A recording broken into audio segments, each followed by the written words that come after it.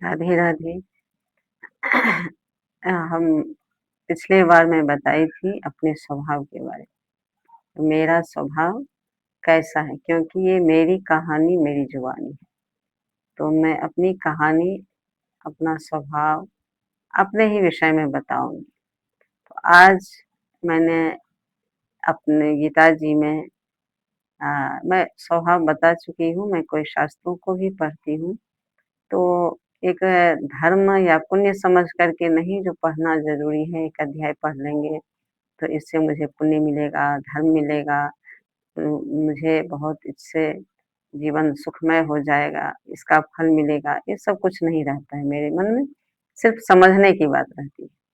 जो मैं इसको समझूँ है क्या, सत्य क्या है, भगवान ने क्या कहा है, और जो भगवान ने जो कहा, श्री कृष्ण भगवान जो अपनी वाणी से अर्जुन को उपदेश किए। यानी एक अर्जुन जीवात्मा है और परमात्मा है। परमात्मा और जीवात्मा की बातें हो रही हैं।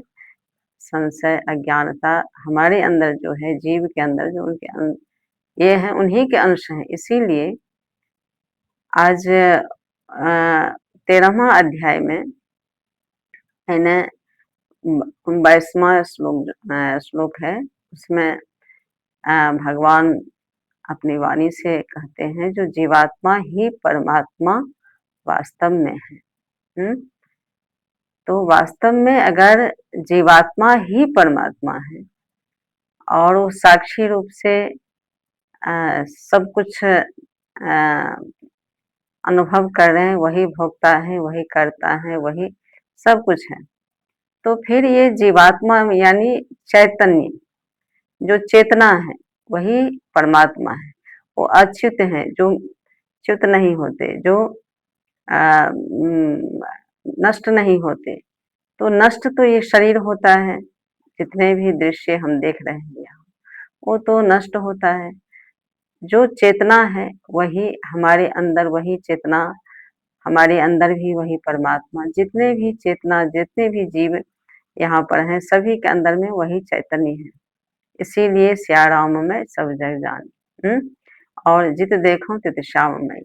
तो चैतन्य रूप से जो है, जो सब अनुभव कर रहे हैं, सब देख रहे हैं, सब सुन रहे हैं, सब हम अभी हमारे अंदर जो वाणी है, जिससे हम बातें कर रहे हैं, आप तक ये बातें जा रही है। जो भी है, बड़े से बड़े यहाँ कोई विज्ञान के माध्यम से जो भी है, वही करते हैं, वही सब कुछ है, वही कर्ता भोक्ता सब कुछ है।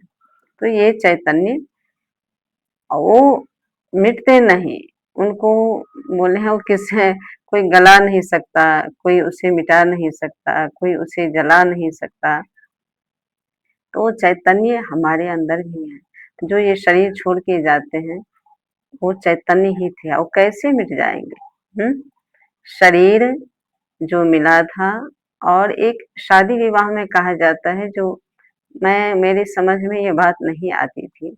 जो ये मंत्र जो पढ़ा जाता है, मनुष्य जीवन को मनुष्य बनने के लिए, वैसे ही सब अगर छोड़ दिया जाए, उसमें शास्त्रों या उसमें जो भी एक विधान हमारे शास्त्रों में लिखा है, मनुष्य बनने के लिए, धर्म को धारण करने के लिए, तब हम मनुष्य का हमारे अंदर हम समझ पाते हैं जो क्या सही है, क्या गलत है। इसीलिए मनुष्य को एक ऋषि मुनि जो हमारे थे, जो ऋषि मुनि भी वही परमात्मा है, जो उस स्वरूप में आकर के इस जीवात्मा, अपनी लीला है उनकी। वैसे सब लीला है, उनकी लीला चल रही है, उन्हीं की माया है, उन्हीं की लीला है। लेकिन भेद बताए हैं शरीर और आत्मा में, नित्य और अनित्य में, ये शास्त्रों ने बताया है।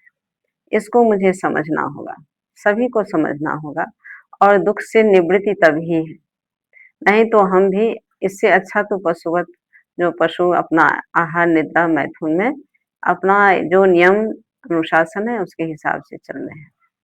लेकिन हमारे अंदर चेतना है, इसीलिए हम एक शरीर के, यानी जितने भी हमारे इंद्रिय हैं, उसको हम अपने द्वारा, अपने चेतना के द्वारा, अपने ज्ञान के द्वारा उसको ये नियंत्रित कर सकते हैं। क्योंकि गीता जी में ही भगवान कहे हैं जो संतान के लिए ये वैवाहिक जीवन जो है एक मर्यादा, एक संतान, क्योंकि अगर समय हमको मिलेगा, हम चेतना में जिएंगे, तब हम अपने आप को, स्वरूप को जान सके, मैं ही परमात्मा हूँ, हमारा मैं जो चेतना हूँ, मैं जो चैतन्य हूँ, वही परमात्मा है। तो इसको समझना जरूरी है। लेकिन मन आह्लादित होता है जब हम आपस में एक दूसरे से, एक आत्मा से दूसरे आत्मा, तो उसमें एक प्रेम का रस मिलता है। तो आत्मा से ही रस मिलता है, शरीर से नहीं। वो प्रेम कहा जाता है। शरीर से अगर प्रेम होता तो क्या ये कहाँ एक जीव, एक नर और एक मादा तो हर प्राणी में है। कहाँ कहते मैं तो तुमसे प्रेम करता हूँ, करती हूँ। मैथुन तो उनके शरीर से भी होता है। आहार भी करते हैं, निद्रा भी है, सब कुछ है। लेकिन प्रेम का बंधन तो प्रेम नहीं, क्योंकि एक स्वाभाविक है। ये सृष्टि को चलाने के लिए जो एक वासना है, एक भूख है, एक निद्रा है, ये स्वाभाविक होता है। प्रकृति ये माया चला रही है, ये माया के हिसाब से ये सब अपने आप होता है, स्वाभाविक है। लेकिन प्रेम जो है वो कहा गया है जो हमारी राधा रानी आह्लादनी शक्ति है। यानी एक मन आह्लादित होता है, जो हम उससे एक दिव्य प्रेम का, एक दिव्य भाव का आनंद मिलता है, वही आनंद है। तो वो आनंद ही हमारे अंदर, जब हम आत्मा से, आत्मा कहते हैं ना, जो हम आत्मा, हमारी आत्मा एक है। शरीर भले ही दो है लेकिन आत्मा एक है। आत्मा को नहीं चाहिए, चैतन्य को नहीं चाहिए ये शरीर की उत्तेजना, काम या भूख ने, वो वैसे भी रह सकते हैं। वो आनंद में रहते हैं, हमें हमेशा आनंद में रहते हैं। तो वही आत्मा से जब आत्मा का संबंध होता है, वो वैवाहिक जीवन भी जो है, दो चेतना का एक संबंध बनाया जाता है। वो चेतना हमारे शरीर में जो परमात्मा दो रूप से प्रकट होकर के आह्लादित होने के लिए, परमात्मा को जानने के लिए, सत्संग करने के लिए, भजन करने के लिए, एक उस प्रेम का रसास्वादन करने के लिए, जो दिव्य है, जो अलौकिक है, लौकिक नहीं है। तो जो दिखता है वो लौकिक है, जो नहीं दिखता है अलौकिक है। तो उसी अलौकिक का आनंद लेने के लिए, तो हमारी जब शरीर से ये, इस बीच में हमारे दामाद जी थे तीसरे, तो शरीर का त्याग कर दिए। तो शरीर का त्याग किए, वैसे दूसरे को उपदेश देना लगता है, जो ये तो उपदेश है अपने पर जब बीतता है तब होता है। क्योंकि हम जब शरीर और आत्मा को समझ लेते हैं तो फिर ये दुख होता ही नहीं है।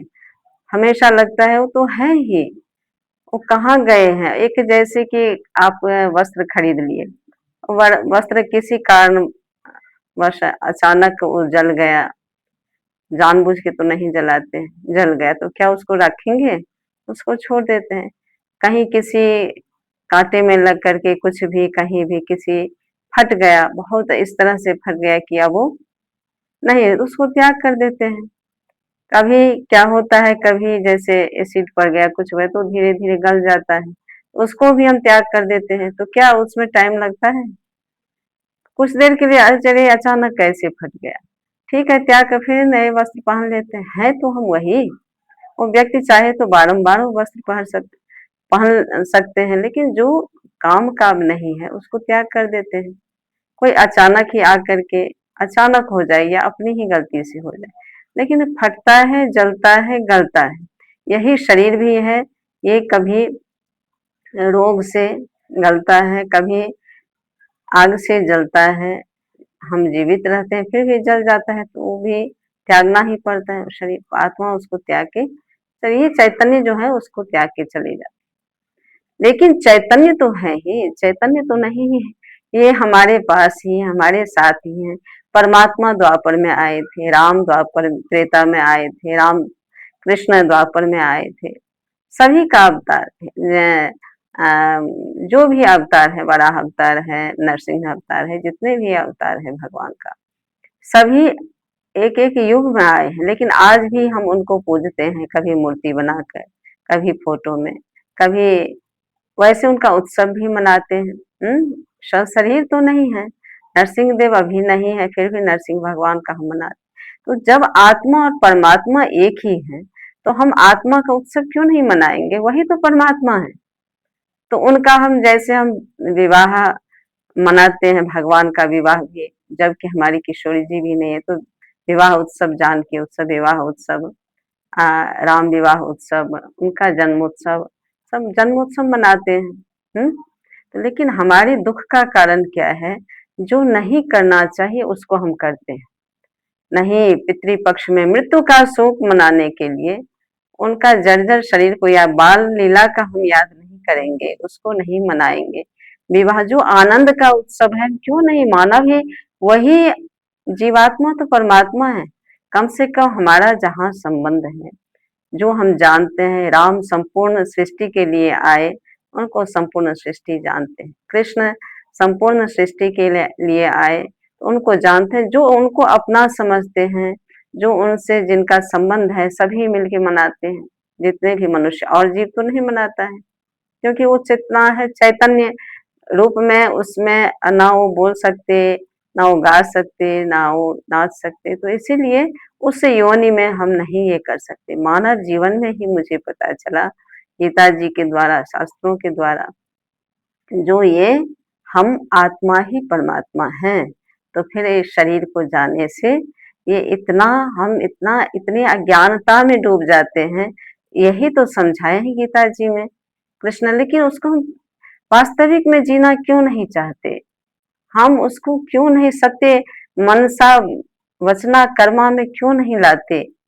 आनंद में ये हमारा आनंद क्यों भंग होता है? और एक दूसरे का आनंद को भंग करते रहते हैं जीवात्मा। ये कलयुग में ही हो रहा है। जब सतयुग आएगा ना, यही चेतना जागृत धीरे धीरे हो जाएगी। आत्मा को जान जाएंगे, मैं ही परमात्मा, ये सभी परमात्मा। अब परमात्मा का उत्सव आनंद कभी नहीं रुकता है। ना हम अभी जैसे कलयुग में मना रहे हैं, लेकिन एक सीमा बांध दी। शरीर को मानो तब भी भगवान, शरीर स्वयं भगवान आए तो अमर नहीं रहे, उनको भी शरीर का त्याग करना पड़ा, यहाँ से अपनी लीला करके जाना पड़ा। और कोई ये नहीं जो परमात्मा आए थे तो हजारों वर्ष रहे, वो भी अपना युग के हिसाब से जो उम्र, जो जैसे ये होता है उसी में।